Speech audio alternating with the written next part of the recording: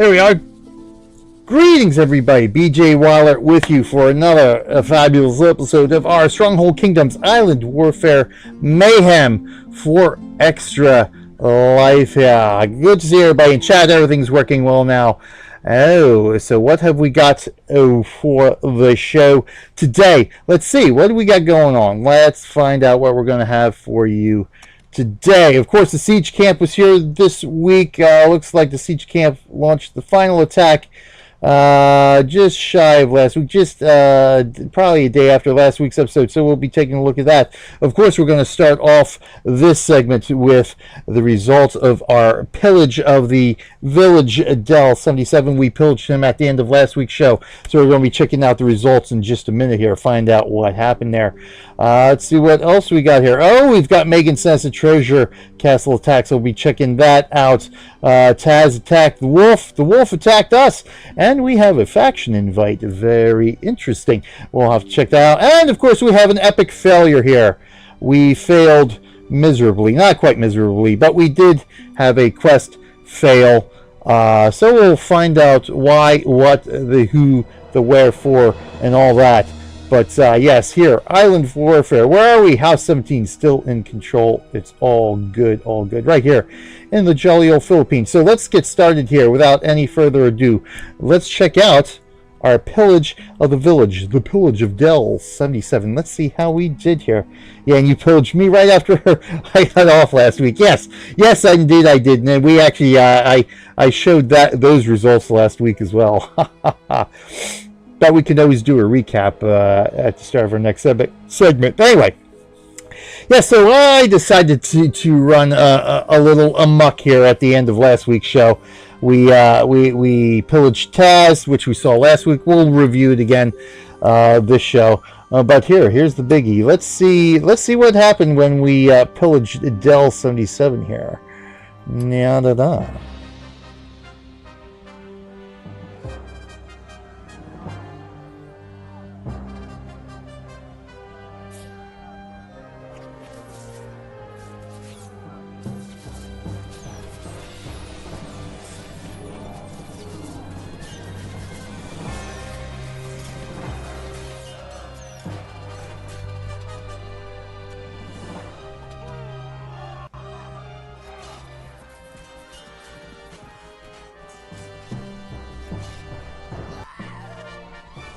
So obviously successful. Is just a quick pillage, just to since we attacked the blind, since we just to see what we could do. So we end up just losing an archer, a couple of pikemen.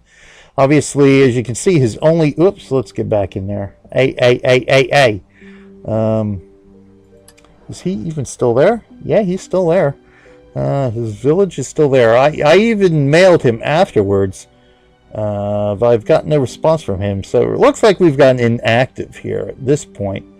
Let's take a look at the village here that we ransacked. So obviously, as you can see, no defenses whatsoever, no walls, no nothing. He just has the Sally Forth research, which are his knights.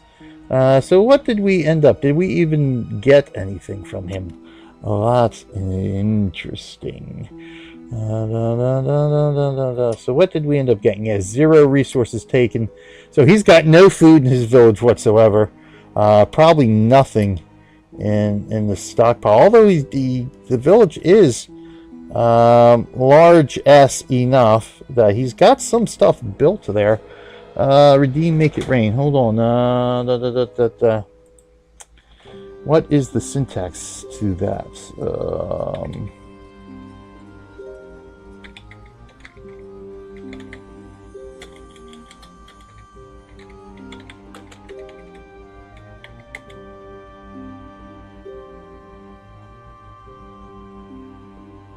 I forgot the syntax already. This new stuff, all these new things that we have to do. Anyway, let's do it this way. Aha. Cruise Mob's gonna make it rain. Let's go. Add points. All 30, I think, is the correct sequence. No, it's not. Okay, it's give points all 30.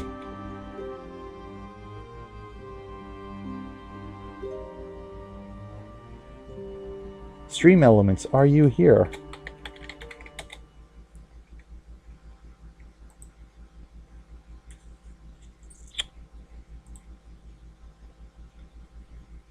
Where is our stream elements?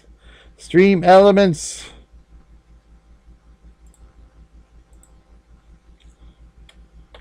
Let me see here. It looks like our stream elements is not working. Well, we'll figure that out. And next segment here anyway. We'll see what we can do with that. Okay. Ooh. I think those are my headphones. There we go. Anyway, so there we go. So what else have we got on? Of course, we failed our quest here. We'll take a look at that. No new members to talk about, but quest fail. Yes, silence the wolves. Ended up failing here. I think I still have it here. No, I abandoned it. So yes, I ended up 5 wolf lairs short. Of course, with all my streaming last weekend and trying to pop on here and try to get the wolf lairs done, I just couldn't do it within 24 hours. And that's why I hate the timed quests. But it is what it is. Before we go into our quick little commercial break that tells us about Extra Life, let's take a look. Let's recap our pillage of Taz here. Then we'll take a quick break for Extra Life. Yes, I know, RevloBot was a little bit easier to manage. It's just a matter of getting the syntax correct here.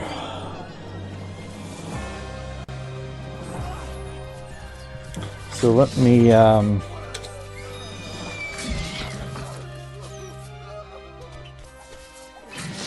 default commands. Yes, I don't have any custom commands. Let me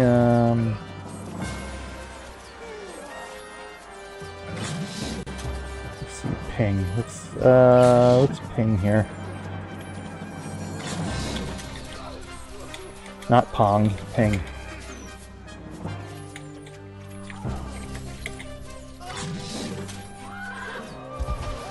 Yeah, see, it looks like our Stream Elements bot is not functional at the moment.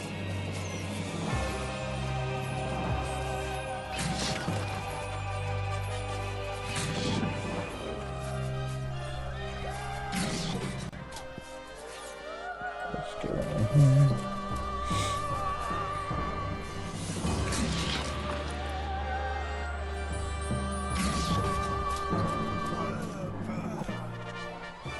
Woohoo!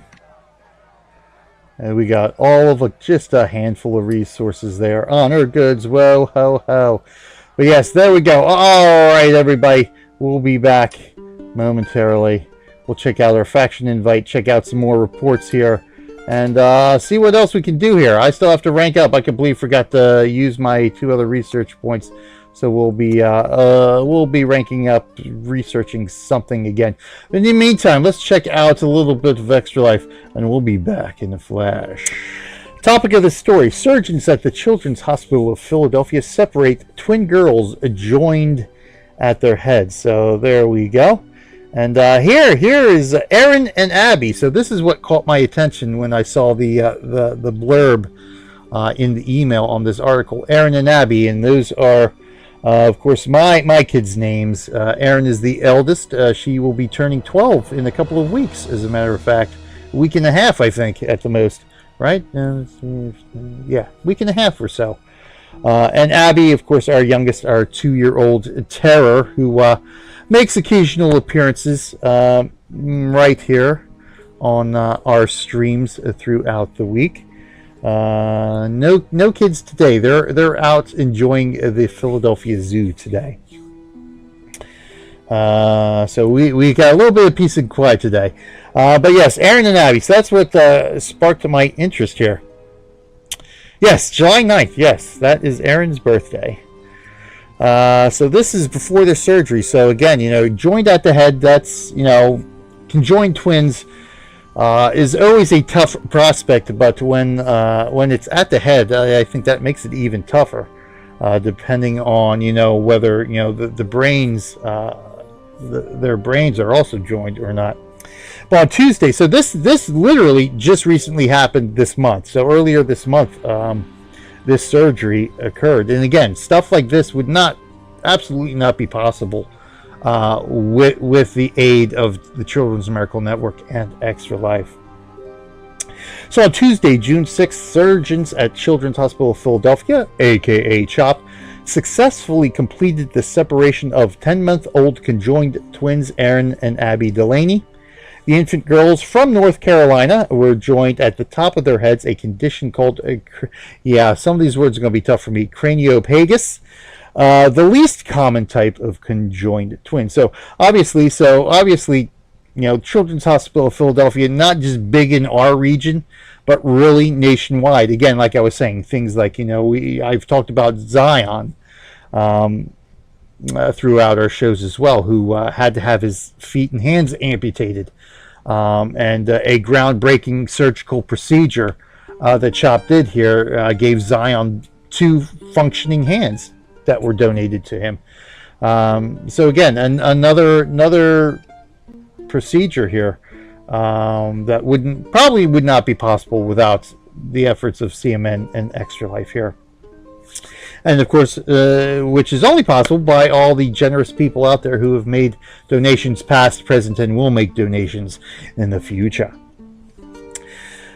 But yes, where was I? Oh yes, co-led by neurosurgeon Gregory Hauer and plastic surgeon Jesse Taylor, a multidisciplinary team of approximately 30 members, including physicians, nurses, and other medical staff from neurosurgery, plastic and reconstructive surgery, and of course anesthesiology, participated in the separation, which lasted about 11 hours.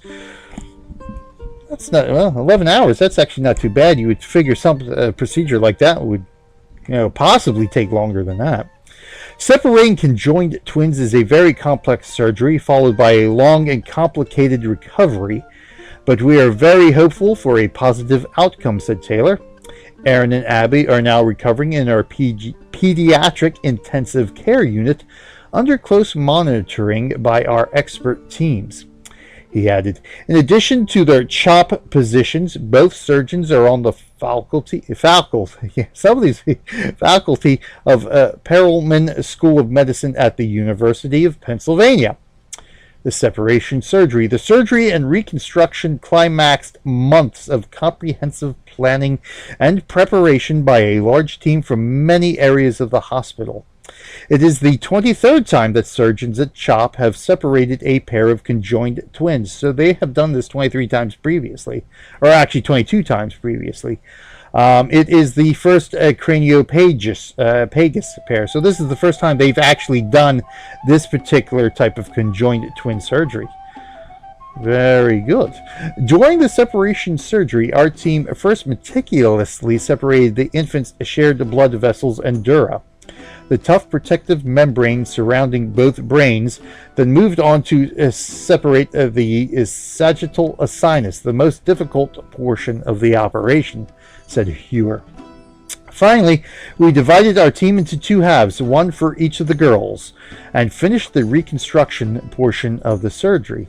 So it didn't look like the brains itself was that much of an issue. The sagittal sinus, I think that has something in relation to the sinus cavity, which runs up the front there. And as we can see, so it'd probably be something within that area. So good. I mean, good definitely for the girls in the family there, at least. Absolutely. On the morning of the surgery, a team of anesthesiologists led by Allison Reed-Perrott and Matthew Persall managed the surgical preparation for the tightly orchestrated complex procedure, and then continued to monitor the twins' vital signs and administer their anesthesia throughout the operation. The 2 sets of monitors and equipment in the room were marked with green or purple tape, one color for each of the girls. That makes sense now, doesn't it? And this is Heather and Riley, the girls' parents, with the girls at CHOP, presumably before the surgery. Parents Heather and Riley Delaney first learned that Heather was carrying conjoined twins about 11 weeks into her pregnancy, early in 2016. At this point, it was too soon to tell whether the twins would be candidates for separation surgery. But on their specialist's recommendation, the family made their initial contact with the Center for Fetal Diagnosis and Treatment at CHOP. After their ultrasound at week 19 of Heather's pregnancy, the family traveled to Philadelphia for evaluation at CHOP, including prenatal imaging, high-resolution fetal ultrasound, a fetal MRI, and a fetal echocardiogram. After a succession of visits with a multidisciplinary team of CHOP specialists and clinicians, I guess that's how you pronounce that word, the clinicians, Heather returned home but traveled back to CHOP every 2 weeks for prenatal appointments. Wow, that was, North Carolina, they said, right? Yeah, North Carolina. Wow, every 2 weeks. That's a haul. But then again, it's for your kids. So at the end of the day, you probably not that much of a burden at all. Now, where was I? I lost my place. Oh, yes. At 26 weeks, the medical team recommended that Heather stay in Philadelphia for the remainder of her pregnancy. She came to CHOP's Garabos, a family special delivery unit, the SDU, a dedicated facility where mothers carrying fetuses prenatally diagnosed with birth defects receive state-of-the-art care. Again, this is really... we've got a state-of-the-art hospital here in Philadelphia. And again... it's those donations to Extra Life and the Children's Miracle Network that keeps CHOP where it's at, being able to do this kind of stuff. Abby and Erin were born in CHOP's SDU by C-section on July 24th, 2016. Oh, so their birthday is coming right up. Another month is their birthday. Excellent. 10 weeks premature, each weighing 2 pounds. Wow, 2 pounds and 1 ounce. Wow. 2 pounds. That is a small baby. They received care in the hospital's newborn infant intensive care unit, the NICU. I know how to pronounce that. For their first 7 months, where physical, occupational, and speech therapy teams developed innovative treatments and exercises for the infants, still connected at their heads. The surgeons and physicians formulated a comprehensive plan for their full separation. In February of this year, Erin and Abby left the NICU for another unit at CHOP, where they stayed while awaiting their full separation. Just thinking, could it be that this Heather is a fan of yours? I don't know. I would hope so. It would be nice. You never know. Hey, you never know. For the first time in their lives, Erin and Abby, hey, that would be pretty cool. For the first time in their lives, I'm trying to think if I know a Heather. For the first time in their lives, Erin and Abby now lie side by side in separate beds. Oh, is this after the surgery? Oh, yes, okay, so this would be after the surgery now. For the first time in their lives, there are 10 months of living, Erin and Abby now lie side by side in separate beds. As the separated infants recover from their surgery, they will be closely followed in the coming months by their surgeons, nutritionists, developmental pediatricians, and other specialists to ensure that they receive the best clinical care to enable them to thrive and grow. They will also likely undergo 1 or more additional surgeries, which probably isn't all that surprising. There is a big yes in that answer, I guess. Sometime later this year, Heather and Riley will look forward to bringing Erin and Abby home for the first time. When we go home, it's going to be a big party, says Heather. Welcome home, baby shower. First birthday. Yes, indeed it is. The surgical team consisted of surgeons, anesthesiologists, nurses, and others, including Gregory Hewer, as we know, Jesse Taylor, Philip Storm, Benjamin Kennedy, Sanjay Narin, Justin Fox were the surgeons, anesthesiologists. Allison Reed Peratz, Matthew Persall, Chelsea Willie, Michael Puglia, nurses Francesca Drake, Kathleen Dunleavy, Diane Forster, Jenna Corey, Roseanne Osadchuk, Anastasia Pack, Nicole Peck, Tiffany Snyder, and Teresa Weshsesser, I think. That one I'm pretty sure I butchered. But yes, congratulations to that team. And of course, our prayers and best wishes go out to Heather, Riley, Erin, and Abby for continued health, recovery, and of course a future of normal lives together. So awesome. So again, just a little bit of history here about the conjoined twins. Doctors at Children's Hospital of Philadelphia, as we have learned, have separated 23 sets of conjoined twins since 1957, more than any other hospital in the Western Hemisphere. So I guess they kind of know what they're doing then. The physicians have also managed the care of many others whose separation was not surgically possible. Conjoined twins occur once in every 50,000 to 60,000 births. Most are stillborn. Approximately 75% of conjoined twins are female. Well, that's an interesting fact there. And joined at least partially in the chest and share organs with one another. If they have separate sets of organs, chances for surgery and survival are greater than if they share the same organs, which, I mean, obviously makes sense there. Craniopagus, represented by fusion of the skull, is the least common type of conjoined twins, accounting for 2% of those cases. So there we go. So some of the things again that we can celebrate. You know, something to celebrate here. A good feel-good story here, with a happy ending, and I'm sure more happy endings. And happy beginnings, really. This is just the beginning of the girls' lives at this point, of their new lives. So happy life to be led by the family there again. In part to what we do here at Extra Life and the Children's Miracle Network. So thank you everybody for listening to that story.